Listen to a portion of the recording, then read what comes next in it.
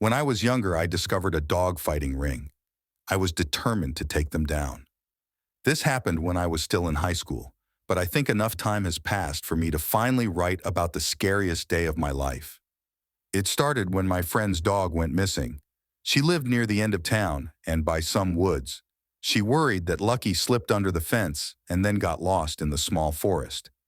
We've heard coyotes in the trees before, and it made us worried Lucky might get attacked by them. It started to get dark when she called me, begging for some help looking through the woods. I agreed and got into the junker of my car to drive over. We wasted no time.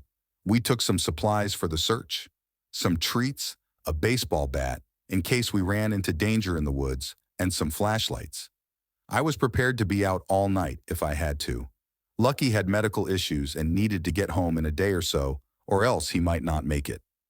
Megan and I called out to him, shaking the treat bag, just praying the little guy would come running. A small dirt road large enough for a car cut through the woods. Sometimes people drove down it to get to the large pond to fish. We crossed the road looking for any paw prints or traces Lucky had been there. As we kept walking, a smell drifted on the breeze. I knew the cause of this smell, but Megan didn't. "How about you stay here for a second?" I suggested. She made a distraught expression but nodded, holding the treat bag tightly in her hand. Lucky had disappeared 3 hours ago. I didn't think he was the cause of the rotting smell in the trees, but I didn't want my friend to see a dead animal when she was already stressed out. I made the right choice. I'll never forget what I saw in those woods. I saw the pile from a few feet away. My heart stopped as bile rose to my throat. I didn't want to keep moving closer, but I needed to know if Lucky was there. I closed the distance to stop in front of a pile of dead animals. I blinked away tears as I looked over the bodies of all different sizes of dogs and cats, all of which had countless wounds made from sharp teeth. My chest grew so tight I almost couldn't breathe when I noticed the smaller animals had been spray painted before their death. At least there was no Lucky. This was a dumping ground for a dogfighting ring. By looking for Megan's lost best friend, we stumbled on something far more serious. A chill ran up my spine as if I was being watched. I feared that whoever dumped these poor innocent animals may somehow know they had been discovered. After taking out my phone, I quickly took photos in case someone came back to clean up. I then rushed back to my friend, telling her we needed to call the police, all while trying not to scare her. We waited for them at her place. It took them hours to show up. I know they're busy, but this was a mass grave we were talking about. Even after I showed them the photos, the two officers appeared dismissive of how serious this was. No matter how frustrated I felt, I stayed calm. They would give us a hard time if we gave them a reason to. After that mentally and emotionally draining night, I went home feeling as if I wasn't able to do anything useful. Turns out, Lucky lived up to his name. He hadn't slipped under the fence like we first thought. Someone dog-napped him from Megan's yard and sold him within the next few hours to an unsuspecting family. Because he was so small, they thought he was still a puppy. When he started showing signs of his medical issues, they rushed him to the vet who checked for a chip. The ones who stole him weren't caught, but Lucky had returned home. At least one good thing happened. I tried calling to ask for a follow-up about the mass grave we found in the forest. The cops weren't giving me any straight answers. It was frustrating. It wasn't as if they weren't telling me anything in fear of it ruining the case, but rather it felt like they weren't even bothering to investigate what we found. Just in case I was letting my feelings get in the way, assuming the cops weren't doing their job, I went back into the woods. Only a few days had passed, and I expected the horrible site to be cleaned up. To my horror, the dumping site was the same. We showed it to the police, and they did nothing. Didn't they need to take the bodies as evidence, do some tests? Or was that all something crime shows made up? I compared the photos I'd taken and confirmed not a single thing had been moved since I was there last. Acid boiled in my stomach. Such deep anger I've never felt before washed over me. If the cops weren't going to do anything, then I would. Megan was too caring of a person to deal with this. She cried all night, not just because Lucky was missing, but because we found poor dead pets in the middle of the woods. This would hurt her too much. I couldn't get my father involved either. He had enough to worry about trying to support us now that my mother was gone. No, I was going to do this on my own. But first, I needed to do something. After getting some gloves and a shovel from home, I went back to the gravesite. It wasn't a real gravesite until I was finished. Hot tears stung my eyes as I ensured every animal that had been discarded got a proper burial. A few times I stopped to get sick behind the trees. The smell and sights of these poor creatures were too much to handle. The anger I felt disappeared. By the time I buried the last one, I felt so tired and hurt, I nearly couldn't take it. No amount of hot water washed away the feeling of carrying their small bodies. Nor was I able to cover up the smell of rotten flesh with soap. I took the next school day off trying to recover enough to focus on what I needed to do. Since I was a teenager without that many resources, I didn't even know where to start. Just looking up local dog fighting rings wouldn't get me anywhere. Should I talk to shelters or veterinarians? What if the leader of the ring catches on that I'm snooping before I collect enough proof of their crimes? Would I be risking my and my father's lives over this? I silently asked Lucky to share part of his name with me as I got started looking. Since the bodies were dumped nearby, I assumed the ones reasonable weren't in this town. Why dump evidence of your crimes in your own backyard? Knowing that much didn't help. Didn't dog fighting rings need a lot of space? I suppose now with live streaming people don't need to go there, but they need somewhere to keep the dogs. Somewhere that the noise wouldn't get reported. A friend of mine had mentioned he liked to explore abandoned buildings. He joined a local Facebook group that made posts about which buildings are safe and which ones aren't. I requested an invite, and he gladly let me into the group. I then started asking around if anyone knew of some out-of-the-way buildings that suddenly had people using them. The right person saw my post and directed me to an abandoned turkey farm they assumed had been bought. In the past 3 months, he'd seen a lot of cars parked outside, and yet no work had been done to fix up the place. This was the lead I needed. On the next Friday night, I dressed in a dark hoodie and borrowed a small switchblade my father used for work. I planned to just record and get the hell out of there after I had enough proof of what I suspected. Since my father worked late, I left a note saying I would be at Megan's that night. I hated lying to him, but I needed to do this. The farm was almost an hour away. I wondered if I even had enough gas to get back home. I found a spot to park and started on foot the rest of the way to the farm. After 5 minutes of walking, I carefully made my way to the back of the building. It was a very long one-level building with rows of windows on the side. One was broken, letting me see inside. I heard confirmation of my suspicions before I saw it. A small crowd has gathered by a round pen made of chicken wire. The floor was nothing but packed dirt and garbage. 10 kennels with barking dogs were set off to the side, the poor things going feral seeing the crowd. Smaller cages were stacked on top as people looked inside, gauging what their bets should be. A man wearing a suit jacket stood off to the side, smoking with 2 others sticking nearby. He looked like the leader of the entire operation. I quickly got out my phone to record as much as I could, trying to get clear shots of faces. I considered leaving then, but deep down, I knew I needed footage of a fight to be taken seriously. If the bodies in the forest weren't enough to get the cops to move, then I needed something they couldn't ignore. My heart sank as 2 dogs were dragged from the kennels and tied on opposite sides of the fenced-in area. Their skinny bodies were covered with scars from past fights. I was disgusted by the excited faces in the crowd. My emotions caused me to not be as careful as I should have been. By the time I heard the footsteps racing towards me, it was too late. 2 men, twice the size of me, came running out of the darkness. I tried to flee, but they easily caught up. One grabbed my arms and painfully yanked them behind my back as the other smashed my phone to pieces under his boot.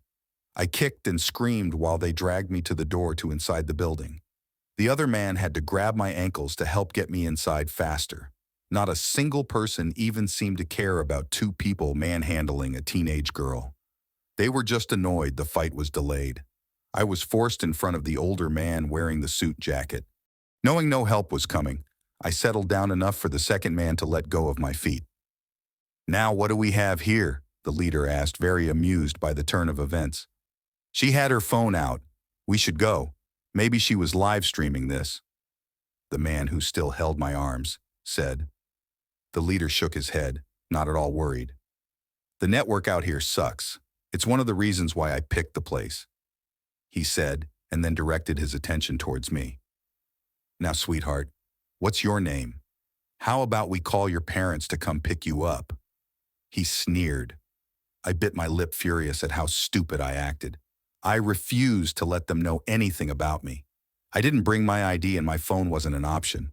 I couldn't cause any trouble for my father. Her name is Sophia Lopez. She's the girl who found your dumping site. Another voice added. I turned my head to look at the man who spoke, but I didn't recognize him. But I knew he must be an officer to know that information. No wonder the cops acted the way they did. Some of them had been in on the whole thing. The leader smiled and leaned in close to whisper his next words, only loud enough for me to hear. No one is going to miss you with a last name like that. I lashed out and kicked him as hard as I could. He jumped back, holding his shin, laughing over my outburst. The man holding me started to search my pockets. He found the knife and handed it over to his boss, who recovered from the weak assault. She's cute. Let's use her for tonight. What does that mean? I demanded, fear getting the better of me. The man dragged me away and to the pen near the door. I was shoved inside, and I scrambled to the middle of the pen, away from the snapping jaws of the chained dogs. My knife was tossed into the pen within arm's reach, causing the small crowd to cheer. Place your bets. Will she kill the animals she loves so much? Or will she be mauled by the dogs she wanted to save? The boss called out, causing more noise to erupt through the crowd. I snatched up the knife with trembling hands and held it close to my chest. This couldn't be happening. Why didn't I bring someone along with me? Why didn't I tell someone where I was going? Why was I so stupid? These people will kill me, dump my body somewhere, and move on. There was no paperwork connecting them to the scene of the crime, even if someone tracked down my last known location to this place. My teeth started to chatter together as my shoulders shook. The barking of the dogs on either side drowned out the rest of the noise. If I killed them, would they let me go? No. I saw their faces. I was dead no matter what. I looked at the poor feral animals frothing at the mouth, wanting to rip my throat out. I felt sorry for them. They never wanted this. They should have been adopted into a caring family or on a farm doing a good job. The people who turned them into this were monsters, and I couldn't stop them. Tears blurred my vision. I heard someone counting down to when the chains would be released. I let the knife drop from my hands as I mentally apologized to my father for getting stuck with a stupid daughter. With my eyes tightly shut, I heard the person counting hit 0. Then the chains hit the dirt floor. Then, nothing. The animals stopped making any noise. It confused the crowd enough to settle down. When I opened my eyes again, I saw the 2 dogs that had been going insane a second before stock still. Every muscle tense as they stared towards the open door. The doors of the kennels and cages swung open on their own. It caused a few people to murmur in confusion. Then a smell came into the air, one I knew very well. A stench of rot got closer and closer, causing a great deal of people to become uneasy. Dark shapes came into view just outside the door. They walked into the light, but most people didn't believe what they were seeing. Even I doubted my eyes at first.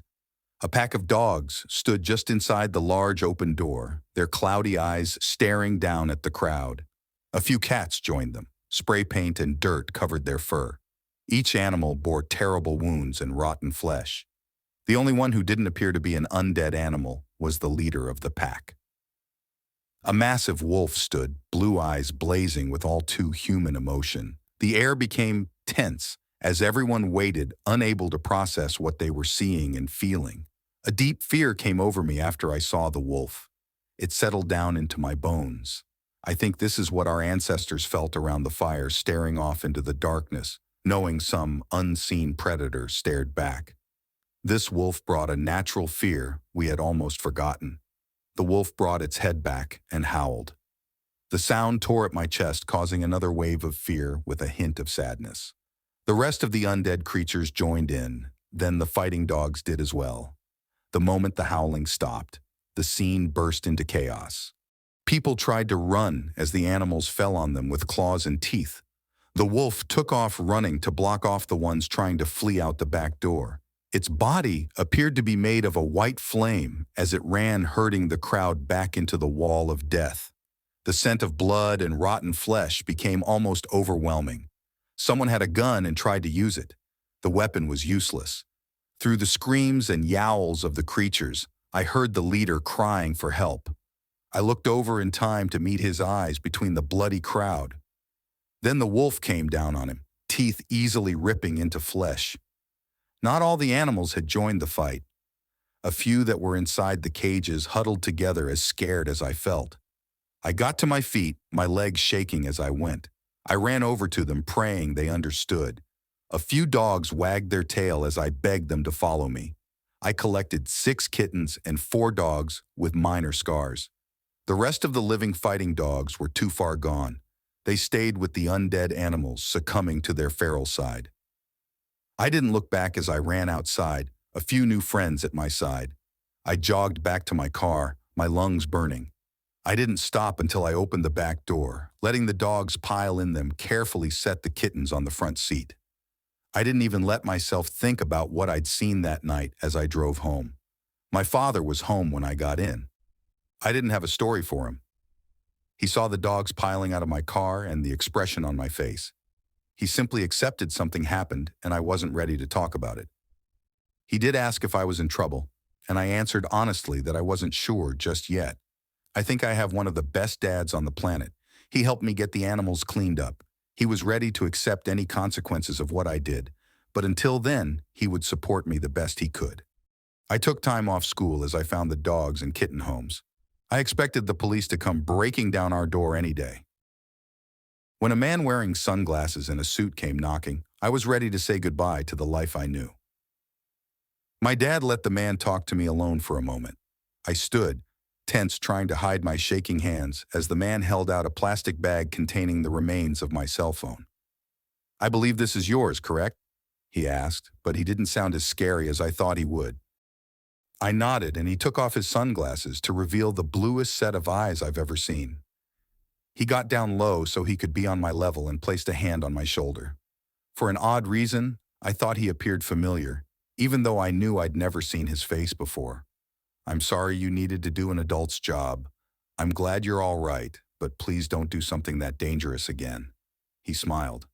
I wasn't expecting him to be so warm and kind. I accepted my broken cell phone to recycle later.